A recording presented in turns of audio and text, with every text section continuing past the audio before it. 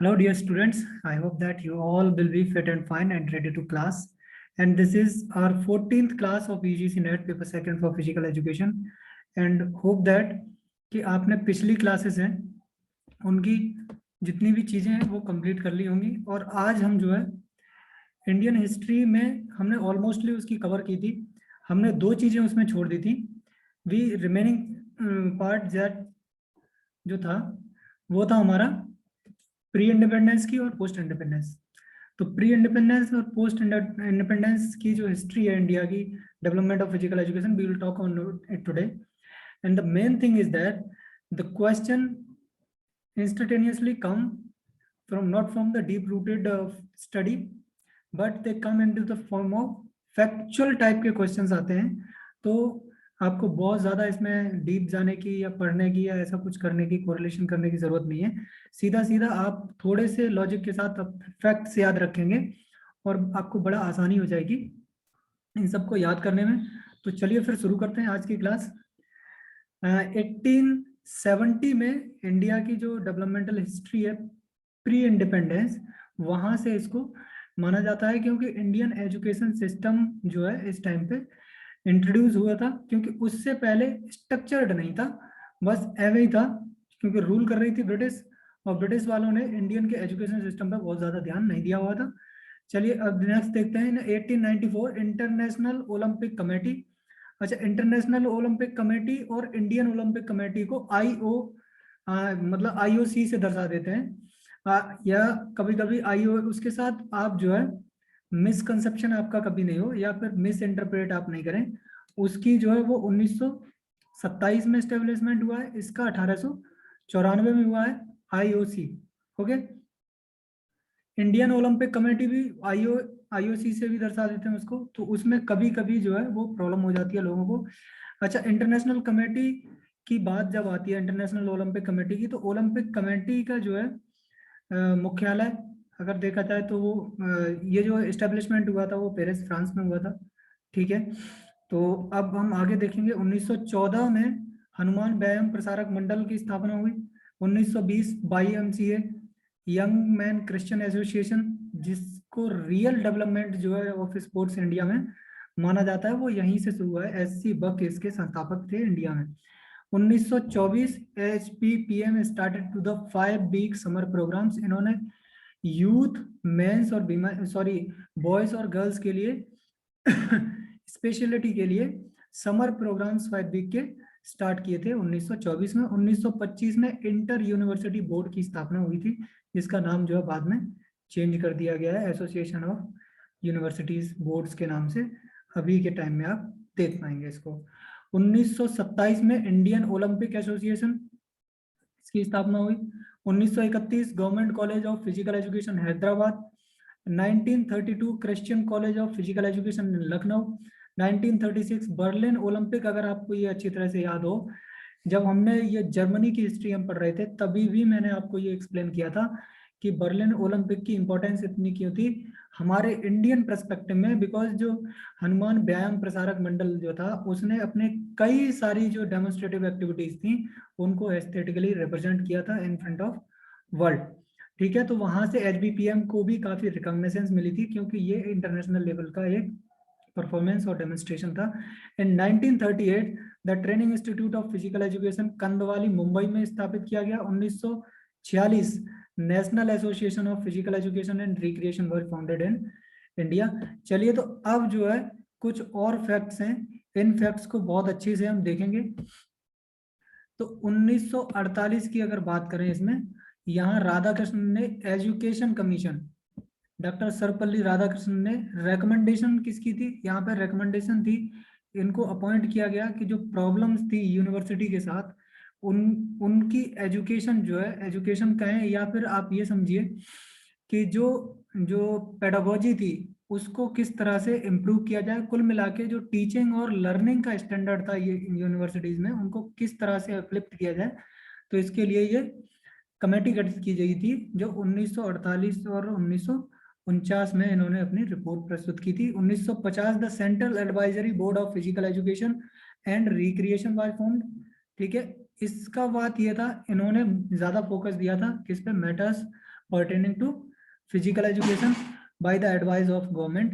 इन 1951 first Asian game जो है held किए गए थे दिल्ली में।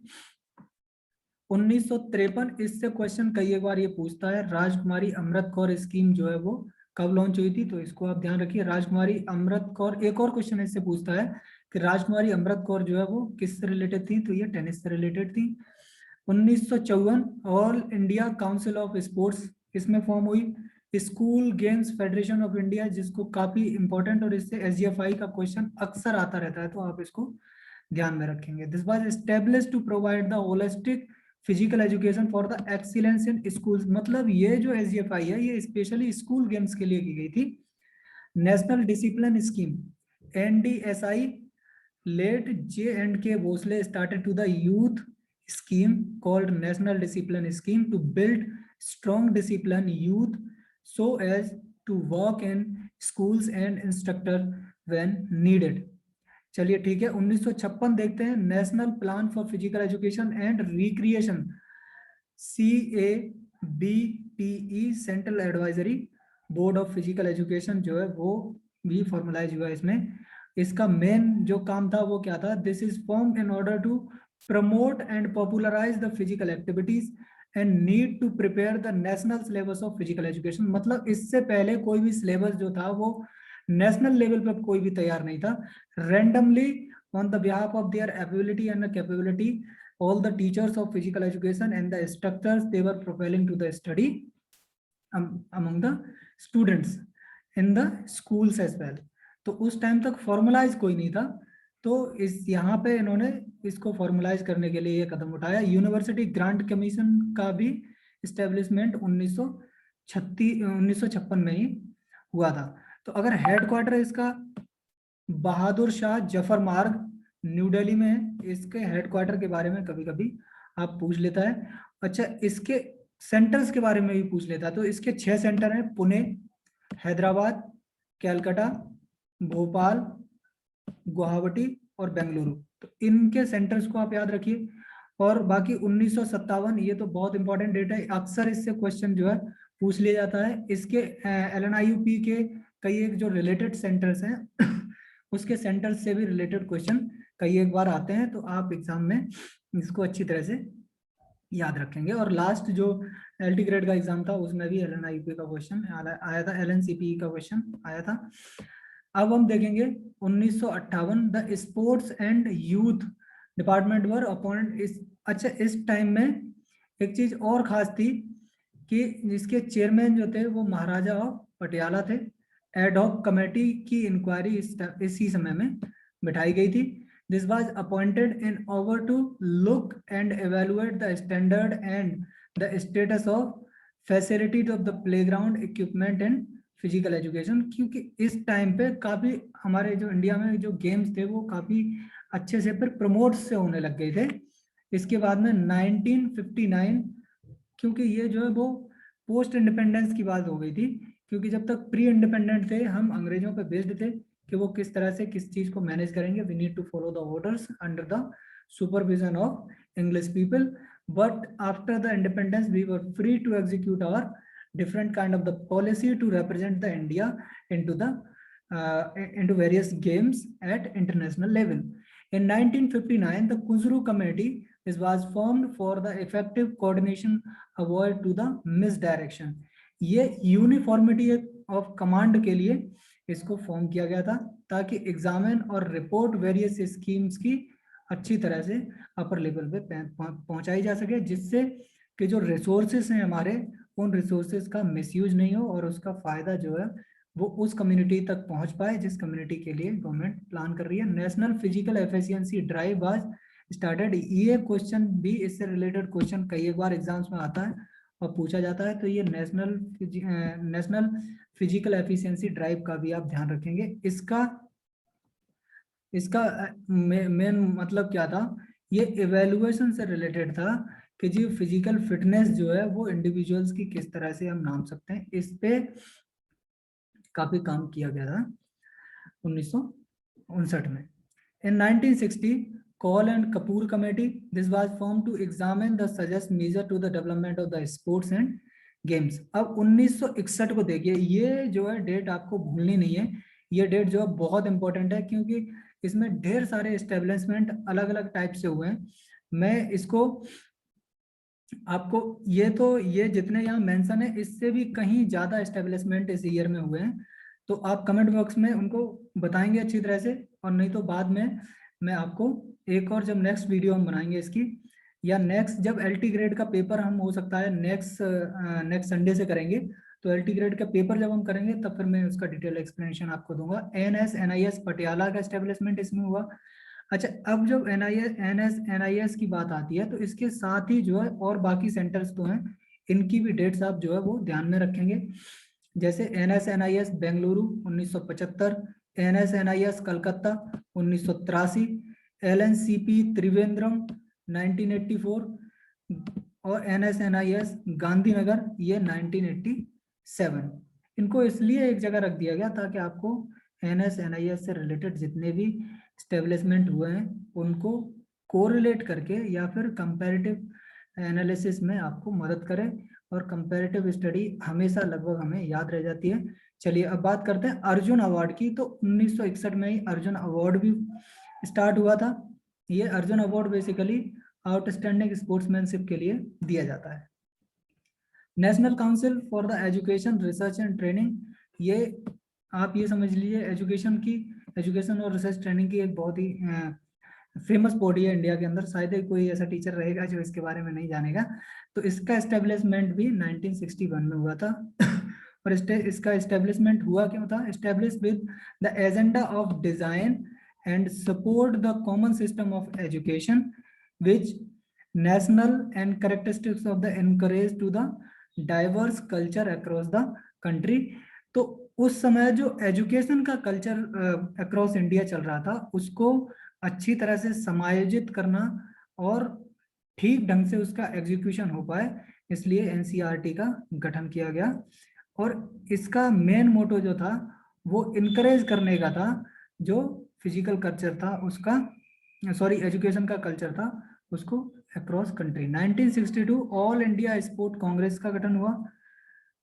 Central board of secondary education, ये भी क्वेश्चन आपसे पूछा जाता है कई एक बार। 1963 अगेन CD देशमुख कमेटी। इन कमेटियों को आप मतलब खूब अच्छी तरह से याद रखिए, चाहे वो 1948 की कमेटी हो, फिर उसके बाद कुंजरू कमेटी, एडॉक कमेटी और CD देशमुख कमेटी। इन कमेटियों में से कई एक बार न केवल नेट के एग्जाम्स में क्वेश्चन पूछे जाते हैं, बल्कि सेट और जो स्टेट एग्जाम्स हैं उनमें तो TGT PGT में इसमें से 100% क्वेश्चन पूछा ही जाता है। और एक और जो बड़ी चीज यहाँ पे हुई थी, ये बार मास्टर्स कोर्सेज के बारे में पूछ लेता है। तो 1963 और 64 के बीच में master of physical education course का इंट्रोडक्शन हुआ था। तो इस डेट को भी आप अच्छी तरह से याद रखेंगे। नेक्स्ट है ना कोठारी कमीशन। कोठारी कमीशन की सबसे बड़ी खासियत ये थी कि इसने जो एजुकेशन थी उसको फॉर्मुलाइज किया 10+2+3 में। मतलब 10th तक की एजुकेशन अलग रहेगी, ठीक है। 10th के बाद आप +2 और +2 के बाद आप फाउंडेशन यहाँ पे जब पूरी हो जाती है तो आप ग्रेजुएशन का +3 ईयर कोर्स करेंगे। तो ये यहीं से शुरुआत इसकी हुई है। 1965 में आपका नेशनल फिटनेस कॉर्प्स, इससे क्वेश्चन आता ही आता है, अक्सर इससे क्वेश्चन पूछा जाता है। तो 1962 society for the national institute of physical education and sports SNIPES formed. इसकी कभी कभी फुल फॉर्म पूछ लेते हैं तो इसको भी आप याद रखिएगा। 1968 नेशनल पॉलिसी ऑफ एजुकेशन। अच्छा, नेशनल पॉलिसी ऑफ एजुकेशन के बारे में थोड़ा सा आप जान लीजिए। According to this games and sport should be developed on to the large scale with the object improving to the physical fitness and sportsmanship and the facility should be provided on a priority basis। मतलब national policy of education में इस बात का ध्यान दिया गया कि जो गेम्स हैं और स्पोर्ट्स हैं उनको यूनिवर्सलाइज किया जाए पूरी तरह से, जिससे कि फिजिकल फिटनेस और स्पोर्ट्समैनशिप है बच्चों की वो जो है एनहेंस कर पाए, और विशेष तौर पर फैसिलिटी मैनेजमेंट का इसमें ज्यादा ध्यान दिया गया था। इन 1969 की अगर बात करें तो नेशनल स्पोर्ट्स ऑर्गेनाइजेशन इसमें फॉर्म हुआ, और इसमें बहुत ज्यादा दखलंदाजी रही यूजीसी की। यूजीसी ने क्या कहा इसमें, under this scheme the assistance to be given to the UGC for the construction of gymnasium, development of playground in colleges and universities. तो आप ये देखिए कि मोस्टली जो आपकी यूनिवर्सिटीज हैं या कॉलेजेस हैं उनमें प्लेग्राउंड जो मिलते हैं वो 1969 के बाद रेकमेंड कर दिए गए कि वो ग्राउंड जो है वो होने ही होने चाहिए। 1970 और 71 इसमें ये देखिए एलटी ग्रेड 2011 के पेपर में ये आया था। इसमें सीधा सीधा फैक्ट पूछता है, कुछ और नहीं पूछता मोस्टली। ये रूरल स्पोर्ट्स अपलिफ्टमेंट के लिए स्कॉलरशिप प्रोवाइड करी जाती थी टैलेंटेड स्पोर्ट्समैन के लिए, ठीक है। And 1975 the national sports championship for the womens were started. In 1984 the sports authority of India, SAI का गठन हुआ इसमें। तो establishment of sports authority of India तो आप याद रखेंगे ही, लगभग सबको ये याद रहता है। 1985 में एनसीपीई त्रिवेंद्रम का एस्टेब्लिशमेंट हुआ और द्रोणाचार्य अवार्ड भी 1985 में ही शुरुआत हुई इसकी, जो आउटस्टैंडिंग कोचिंग के लिए कोच को दिया जाता है। 1987 Indira Gandhi institute of physical education and sports science IGIPESS university of Delhi में स्टेब्लिश किया गया है। फर्स्ट प्रिंसिपल इसके डॉक्टर JS नरूका थे। राजीव गांधी खेल रत्न अवार्ड जो है वो 1991 और 92 में शुरू हुआ। इसके फर्स्ट प्रेसिडेंट जो थे, सॉरी जो फर्स्ट रिसिपिएंट्स थे, सबसे पहले जो इनको मिला वो श्री विश्वनाथन को ये अवार्ड पहले मिला था। इसका पहले कैश प्राइस 7.5 लाख था, अभी इसका प्राइस चेंज हो गया है। आप इसके प्राइस जो न्यू प्राइस है वो उसको कमेंट करके आप मुझे बताएंगे कमेंट बॉक्स में। और फिर इसके बाद जब हम क्वेश्चन इसकी पूरी जब सीरीज बनाएंगे अवार्ड्स की, और अवार्ड्स के कैश प्राइस और अदर ल्यूरल थिंग्स जो सर्टिफिकेट्स वगैरह दिए जाते हैं, तो उसमें हम इसको पूरे से पूरा डिफाइन करेंगे। अभी क्या है, ये एक डिटेल थी जो एक बुक से मैंने इसमें समायोजित की। अब फ्रीक्वेंटली क्वेश्चंस मोस्टली कौन से पूछे जाते हैं, तो मैंने इंपॉर्टेंट जो कुछ एस्टेब्लिशमेंट्स हैं उनकी अलग से तो आप वो लिस्ट जो है एक बार फिर से हम रिपीट करते चलेंगे, तो आपको आई होप दैट कि पूरी तरह से वो याद हो जाएंगे, वो आपके लिए बहुत ही बेहतर होंगे। चलिए तो मेरे साथ साथ आप याद करेंगे इसको। First, Tarachand committee was appointed in 1948, ठीक है। Central advisory board of physical education and recreation was appointed in 1950। Coaching schemes for the games sports suggested by Rajkumari Amrit Kaur was started in 1953। The national fitness physical fitness drive 1959। National institute of sport 1961 NSNIS जिसको बोला जाता है। The national fitness corps 1965। Rural sport tournament scheme 1970 to 71। Sport talent search scholarship scheme 1970 to 71। National sports championship 1975। A separate department was set up in 1982 prior to the commencement of 9th Asian Games। ये setup जो है वो 1982 में बनाया गया था। And Asian games 1982। Sports authority of India 1984। Lakshmibai college of physical education in Gwalior में deemed university ये बनी थी 1995 में।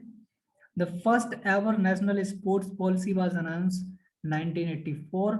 The Ministry of Human Resource Development was set up for the 1984 with objective of integrating sports for developing human potential in the area of education. Women's child development, art, culture, youth affairs, sports through its constitute departments, इनका भी अच्छे से ध्यान रखा गया। The Sports Authority of India (SAI) was established in 1984 as registered society and pursuance of Government of India resolution. Its main objectives include to the effective optimum utilization of the various sports facilities and all matters pertaining to the sport promotions and sports management. चलिए तो यहाँ तक ये था। अच्छा, इसमें कुछ नए दो चीज और देखें हम तो 1995 में national council of for teachers education NCTE का भी गठन हुआ था. This was formed formally with the overseas standards and procedures for the process in Indian education system. और अभी जो है एक नया अवार्ड स्टार्ट हुआ है, उस अवार्ड को भी आप बहुत अच्छे से याद रखेंगे क्योंकि इससे क्वेश्चन जो वो पूछा ही जाता है. 2002 में ध्यानचंद अवार्ड जो है वो दिया जाता था. ध्यानचंद अवार्ड का दूसरा नाम क्या है? आल्सो नोन है लाइफ टाइम अचीवमेंट अवार्ड भी इसको बोलते हैं. ठीक है, it was awarded for the life time achievement sports honour. इसका कैश प्राइस पहले 5 लाख हुआ करता था. अभी आप कमेंट बॉक्स में आप बताएंगे लिख के कि अब इसका नया प्राइस जो है वो चेंज होके कितना हुआ है. तो आज की क्लास में हमने प्री और पोस्ट की इंडिपेंडेंस की जो हिस्ट्री है वो खत्म कर ली है. ठीक, अगली हो सकता है नेक्स्ट सैटरडे या संडे से हम जो LT ग्रेड 2011 का पेपर है उसको सॉल्व करना शुरू कर देंगे. आई होप दैट कि पिछली क्लासेस जो है वो आपने बहुत अच्छे से की होंगी और आपको सही से उसका मोटिव या उसका जो पर्सपेक्टिव है वो अच्छी तरह से समझ में आया होगा. मैंने कोशिश की है कि आपको पूरी तरह से जितना एक्सप्लेनेशन है वो अच्छी तरह से मिल जाए. ठीक है, तो आज के लिए आज की क्लास यहीं खत्म करते हैं. अगली क्लास में मिलेंगे. ठीक है, और हो सकता है कि उससे पहले अगर पेपर का जो काम चल रहा है अगर वो पूरा हो जाएगा तो फिर उससे हम फिर दोबारा से उसको शुरू कर देंगे. तो आज की क्लास के लिए इतना ही. तब तक के लिए शुक्रिया.